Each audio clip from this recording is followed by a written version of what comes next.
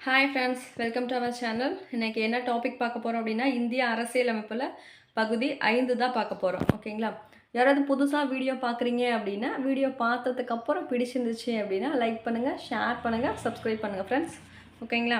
Already பார்த்தோம் அப்படின்னா நம்ம பார்ட் 1லேருந்து பார்ட் 4 வரைக்கும் அதுக்கான ஆர்டிகல்ஸ் எல்லாமே பார்த்தாச்சு.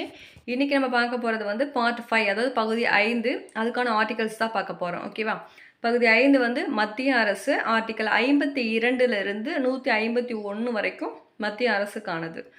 இதில் பார்த்தோம் அப்படின்னா நிர்வாகம், சட்டத்துறை, நீதித்துறை இந்த மாதிரி வந்துட்டு ஒரு 3 டைப்ஸாக இருக்கும். ஃபஸ்ட்டு மத்திய நிர்வாகம் வந்து ஆர்டிக்கல் 52லிருந்து 78 வரைக்கும், பாராளுமன்றம் ஆர்டிக்கல் 79லிருந்து 122 வரைக்கும், குடியரசுத் தலைவர் அவசர சட்டம் வந்து ஆர்டிக்கல் 123, இதே கவர்னராக இருந்தால் 213, நீதித்துறை ஆர்டிக்கல் 124லிருந்து 147, அதாவது சுப்ரீம் கோர்ட். ஓகேவா? சிஏஜி ஆர்டிக்கல் 148லிருந்து 151 வரைக்கும். இப்போ மத்திய நிர்வாகம் ஃபர்ஸ்ட் பார்க்கலாம். மத்திய நிர்வாகம் பார்த்தோம் அப்படின்னா குடியரசுத் தலைவர், அவருக்கு கீழே துணை குடியரசுத் தலைவர், பிரதமர், அவங்க கீழே மத்திய அமைச்சர்கள்லாம் இருப்பாங்க. அதுக்கப்புறம் தலைமை வழக்கறிஞர், இவங்கெல்லாம் சேர்ந்தது தான் வந்துட்டு இந்த மத்திய நிர்வாகம். ஓகேவா? குடியரசுத் தலைவர் அப்படின்றது பெயரளவு தலைவர். குடியரசுத் தலைவர் தான் நாட்டின் முதல் குடிமகன். பிரதமருங்கிறவர் உண்மையான தலைவர். இப்போ பெயரளவு தலைவர் வந்து குடியரசுத் தலைவர், உண்மையான தலைவர் யார் அப்படின்னா பிரதமர். ஓகேங்களா? ஃபஸ்ட்டு குடியரசுத் தலைவர் பார்க்கலாம். குடியரசுத் தலைவருக்கான ஆர்டிக்கல் பார்த்தா 52லிருந்து 62 வரைக்கும். ஆர்டிக்கல் 52 எப்படின்னா என்னென்னா, இந்தியாவுக்கு ஒரு குடியரசுத் தலைவர் இருக்க வேண்டும் சொல்கிறது தான் ஆர்டிக்கல் 52. அப்போ குடியரசுத் தலைவருக்கான ஆர்டிக்கல் என்ன அப்படின்னா ஆர்டிக்கல் 52. ஆர்டிக்கல் 53 குடியரசுத் தலைவரோட நிர்வாகம் பற்றியது. 53. ஆர்டிக்கல் 54 குடியரசுத் தலைவர் தேர்தல். அந்த குடியரசுத் தலைவரோட தேர்தலை வந்துட்டு யார் நடத்துவாங்கன்னா இந்திய தேர்தல் ஆணையம் தான் நடத்தும். இந்திய தேர்தல் ஆணையத்தோட ஆர்டிக்கல் 324. இப்போ குடியரசுத் தலைவர் தேர்தலுக்கு வந்து ஒருத்தர் நிற்கணும் அப்படின்னா 50 பேர் முன்மொழியணும், 50 பேர் வழிமொழியணும். எம்பி எம்எல்ஏ இருக்காங்களா, இல்லை யார் வேணாலும் வந்துட்டு ஒரு 50 பேர் வந்து அவங்க இருக்கலாம் அப்படின்னு முன்மொழியலாம். அதுக்கு 50 பேர் வழிமொழியணும். ஆர்டிக்கல் 55 தேர்தல் முறை. குடியரசுத் தலைவரோட தேர்தல் முறை என்ன முறை? மறைமுக தேர்தல் தான். ஓகேவா? ஒற்றை மாற்று விகிதாச்சார முறையில் வந்து தேர்ந்தெடுப்பாங்க. அதில் யாரெல்லாம் பங்கு கொள்வாங்க அப்படின்னா மக்களவை, மாநிலங்களவை உறுப்பினர்கள், அனைத்து மாநில சட்டமன்ற உறுப்பினர்கள், புதுச்சேரி மற்றும் டெல்லி இந்த யூனியன் பிரதேசத்தில் உள்ள சட்டமன்ற உறுப்பினர்கள் மட்டும் பங்கு கொள்வாங்க. அதாவது தேர்ந்தெடுக்கப்பட்ட உறுப்பினர்கள் மட்டும். இப்போ குடியரசுத் தலைவர் வந்துட்டு நியமன உறுப்பினர்கள்லாம் இருக்காங்க, அந்த 12 பேர், அவங்கெல்லாம் வந்துட்டு இந்த குடியரசுத் தலைவர் தேர்தலில் பங்கு கொள்ள மாட்டாங்க. தேர்ந்தெடுக்கப்பட்ட உறுப்பினர்கள் மட்டும். மக்களவை, மாநிலங்களவை உறுப்பினர்களும் இருப்பாங்க, அனைத்து மாநில சட்டமன்ற உறுப்பினர்களும் இருப்பாங்க. புதுச்சேரி, டெல்லி இந்த சட்டமன்ற உறுப்பினர்களும் பங்கு கொள்ளலாம். ஓகேவா? இந்த புதுச்சேரி, டெல்லி சட்டமன்ற உறுப்பினர்களும் வந்துட்டு இடையில தான் வந்துட்டு இந்த பார்ட்டிசிபேட் பண்ண ஆரம்பித்தாங்க. எப்போ அப்படின்னு பார்த்தோம்னா 1992 70வது சட்ட திருத்தத்திலிருந்து தான் வந்துட்டு புதுச்சேரி, டெல்லியும் வந்துட்டு குடியரசுத் தலைவர் தேர்தலில் வந்துட்டு பங்கு கொள்கிறாங்க. அதாவது டெல்லி வந்துட்டு யூனியன் பிரதேசமாக ஆச்சுல, 69வது சட்ட திருத்தம் 1991, அதுக்கு அடுத்த வருஷத்துலேருந்து அப்படி. அடுத்து ஆர்டிக்கல் 56 குடியரசுத் தலைவரின் பதவி காலம் எத்தனை வருஷம்? 5 வருஷம். ஆர்டிக்கல் 57 மறு தேர்தலுக்கு தகுதியானவர். அதாவது எத்தனை முறை வேணாலும் வந்துட்டு திரும்ப வந்து அவங்க போட்டியிடலாம். அந்த ஒரு டைம் மட்டும் தான் அவங்க குடியரசுத் தலைவர் அப்படின்னு கிடையாது, திரும்ப வந்து தேர்தலில் போட்டியிடலாம். இப்போ அமெரிக்காலலாம் பார்த்தோம் அப்படின்னா 2 முறை மட்டும்தான் போட்டியிடலாம், அதுக்கு மேலே அவங்க போட்டியிட முடியாது. அவங்களுக்குலாம் வந்து 4 வருஷம்தான் அப்போ அந்த பதவி காலம். நமக்கு இங்கே 5 வருஷம், நம்ம எத்தனை முறை வேணாலும் போட்டியிடலாம். ஆர்டிக்கல் 58 குடியரசுத் தலைவருக்கான தகுதிகள். அதாவது இந்திய குடிமகனாக வந்து இருக்கணும். குடியரசுத் தலைவருக்கான தகுதிகள் என்ன? இந்திய குடிமகனாக இருக்கணும். அவங்களுக்கு 35 வயசு வந்து நிறைவடைந்தவராக இருக்கணும். மக்களவை உறுப்பினர் ஆவதற்கான தகுதி உடையவராக இருத்தல் வேண்டும். எம்பி ஆர் எம்எல்ஏவாக வந்து இருக்கக்கூடாது. அப்படி அவங்க குடியரசுத் தலைவருக்கு வராங்க அப்படின்னா அந்த போஸ்டிங் எல்லாம் காலி ஆயிரும். ஓகேவா? அவங்க ஆல்ரெடி இருந்தாங்க, ஒரு எம்பியாவோ ஒரு எம்எல்ஏவோ இருக்கிறாங்க அப்படின்னா குடியரசுத் தலைவராக ஆகிட்டாங்க அப்படின்னா அந்த பதவியில் இருக்க முடியாது. மனநிலை சரியில்லாத ஆளாலாம் இருக்கக்கூடாது. இதுதான் வந்து குடியரசுத் தலைவருக்கான தகுதிகள். மக்களவை உறுப்பினருக்கான தகுதிகள். இது வந்து முக்கியம், ரொம்ப முக்கியம், ஞாபகம் வச்சுக்கோங்க. ஆர்டிகல் 59 குடியரசுத் தலைவர் பதவிக்கான நிபந்தனைகள். ஆதாயம் தரும் வேறு எந்த லாபகரமான பதவியிலையும் வந்துட்டு இருக்கக்கூடாது. ஆர்டிகல் 60 குடியரசுத் தலைவர் எடுத்துக்கொள்ளப்படும் உறுதிமொழிகள், அதாவது ஓத். ஆர்டிகல் 61 குடியரசுத் தலைவரின் பதவி நீக்கும் முறை, இம்பீச்மெண்ட். இதுவரை இது போன்ற பதவி நீக்கம் வந்து எந்த குடியரசுத் தலைவருக்கும் வந்துட்டு பண்ணல. ஓகேவா? ஆர்டிகல் 62 குடியரசுத் தலைவர் பதவி முடியும் முன் அடுத்த மறுதேர்தல் வந்து நடத்தப்பட வேண்டும்னு சொல்கிறது ஆர்டிகல் 62. இப்போ பார்த்தோம் அப்படின்னா உச்சநீதிமன்ற தலைமை நீதிபதி வந்து டிஒய் சந்திரசூட். அவங்க வந்து 50வது உச்சநீதிமன்ற தலைமை நீதிபதி. அப்புறம் குடியரசுத் தலைவர் வந்து 15வது குடியரசுத் தலைவர் திரௌபதி முர்மு. வைஸ் பிரசிடென்ட், அதாவது குடியரசு துணைத் தலைவர் யாருன்னு பார்த்தா ஜெகதீப் தன்கர், இப்போ இருக்கிறவங்க. ஓகேவா? அடுத்து துணை குடியரசுத் தலைவர் ஆர்டிகல் 63லேருந்து 71 வரைக்கும். ஆர்டிகல் 63 இந்திய துணை குடியரசுத் தலைவரை பற்றி பேசுகிறது தான் ஆர்டிகல் 63. 52னா குடியரசுத் தலைவர், 63 அப்படின்னா துணை குடியரசுத் தலைவர். ஆர்டிகல் 64 குடியரசு துணைத் தலைவர் பதவி வரையில் மாநிலங்களவையின் தலைவர், ராஜ்யசபா சேர்மன் யார்? நம்ம துணை குடியரசுத் தலைவர் தான் வந்துட்டு ராஜ்யசபா சேர்மனாக இருக்காங்க இல்லையா, அதை சொல்கிறது ஆர்டிகல் 64. 65 குடியரசுத் தலைவர் தற்செயல் விடுப்பில் இருந்தால் அவரோட பணியினை மேற்கொள்வது யார் அப்படின்னா நம்ம துணை குடியரசுத் தலைவர் தான். ஆக்ட் ஆஸ் ஏ பிரசிடென்ட்டாக அவங்க ஆக்ட் பண்ணுறாங்க இல்லையா, அதுதான் வந்துட்டு ஆர்டிகல் 65. ஆர்டிகல் 66 குடியரசு துணைத் தலைவரோட தேர்தல் வந்து ஆர்டிகல் 66. அவர்களோட பதவிக்காலம் ஆர்டிகல் 67. அடுத்து ஆர்டிகல் 68 என்னன்னு பார்த்தோன்னா, இறப்பு பதவி விலகல் காரணமாக குடியரசு துணைத் தலைவர் பதவி காலியாக இருப்பின் அதுக்கான தேர்தல் நடத்தப்படுறது தான் ஆர்டிகல் 68. ஆர்டிகல் 69 குடியரசு துணைத் தலைவருடைய உறுதிமொழி. ஆர்டிகல் 70 சில தற்செயல் நிகழ்வுகளில் குடியரசுத் தலைவர் பணிகளை துணை குடியரசுத் தலைவர் செயலாற்றுறது தான் வந்துட்டு ஆர்டிகல் 70. ஆர்டிகல் 71 இது ரொம்ப முக்கியமானது.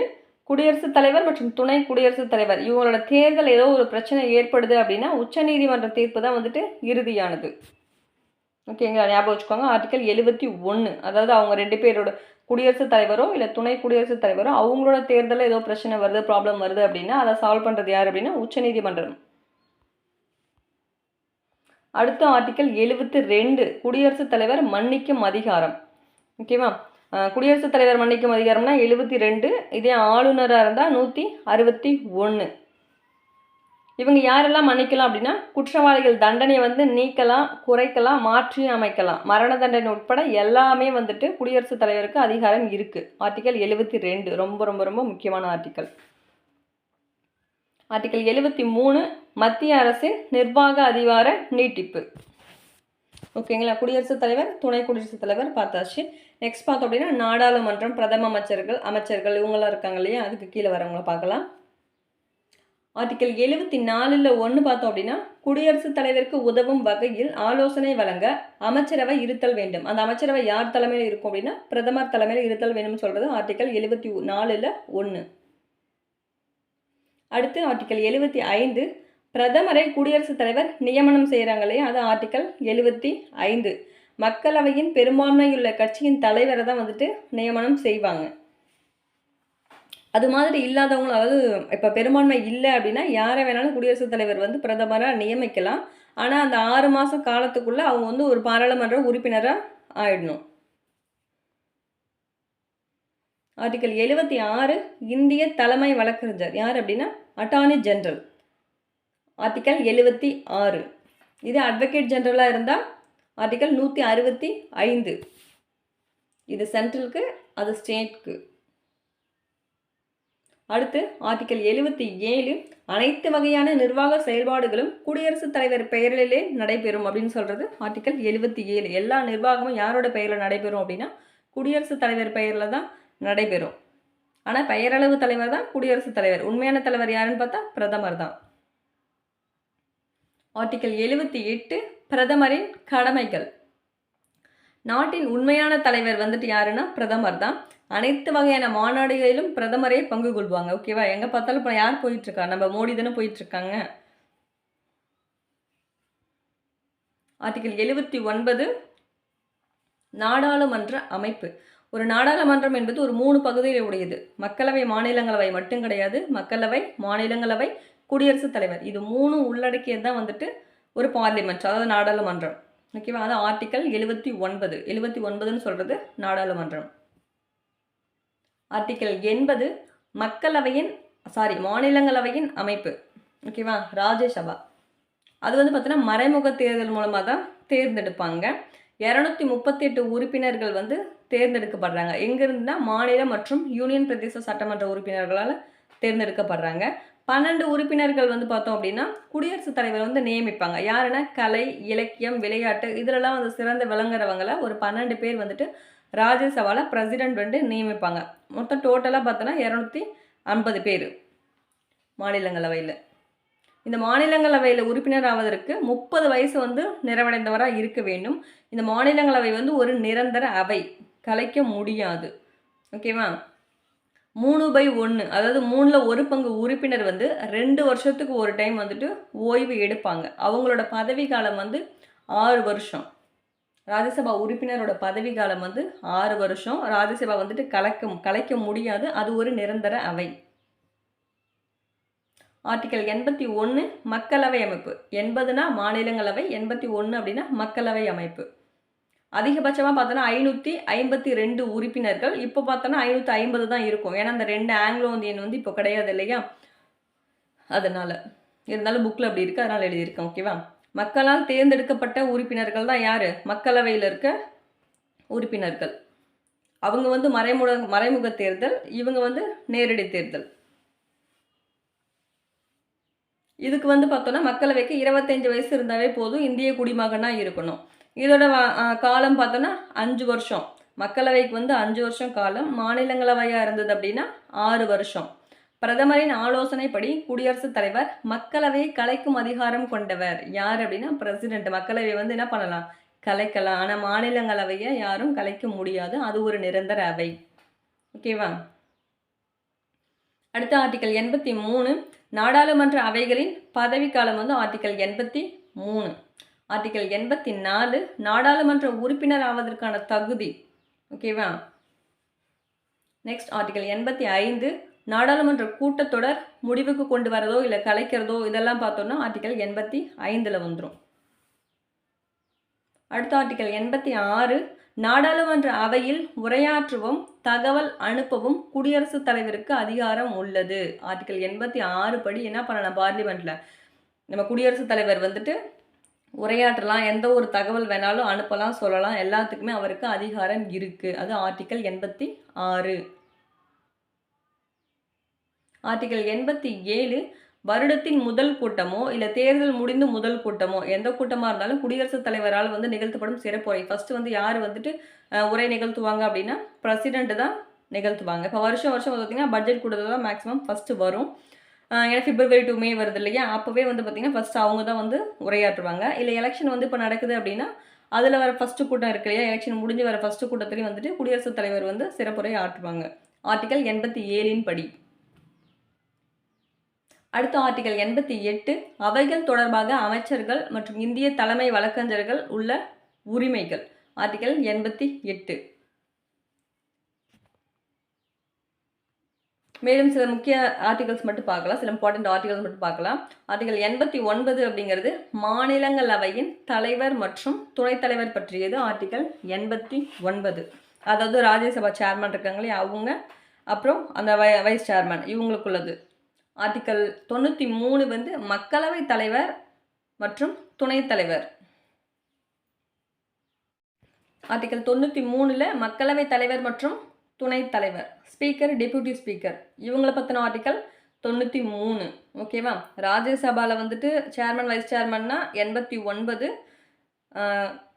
லோக்சபாவில் ஸ்பீக்கர், டெப்யூட்டி ஸ்பீக்கர் வந்துட்டு ஆர்டிகல் 93.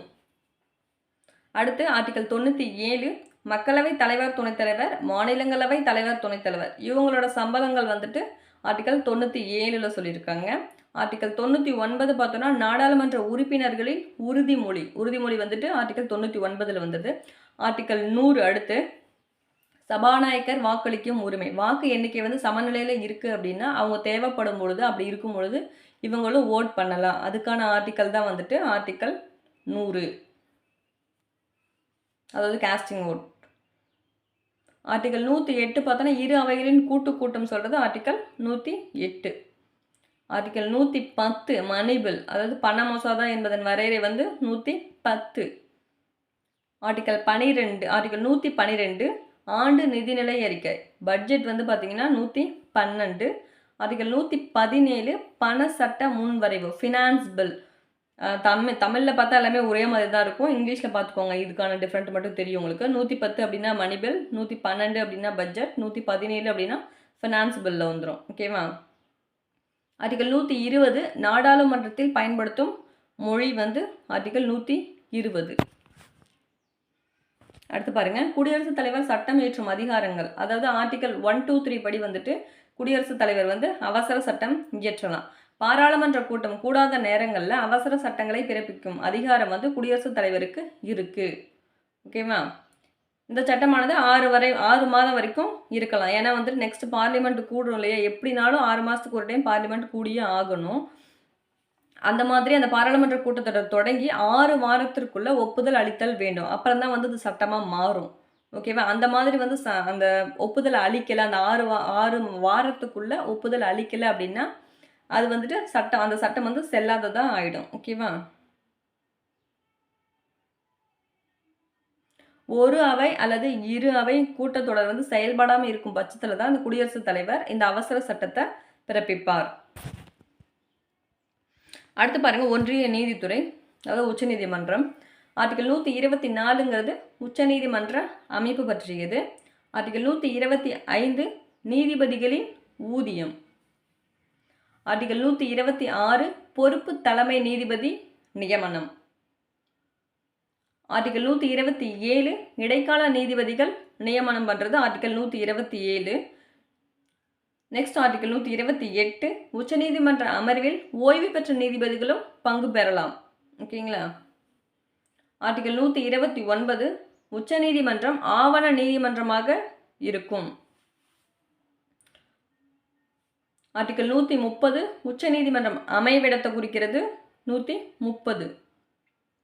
ஆர்டிக்கல் 137 உச்சநீதிமன்றம் தான் பிறப்பித்த தீர்ப்புகளை மறு ஆய்வு செய்வாங்க. ஓகேவா? அது 137 படி.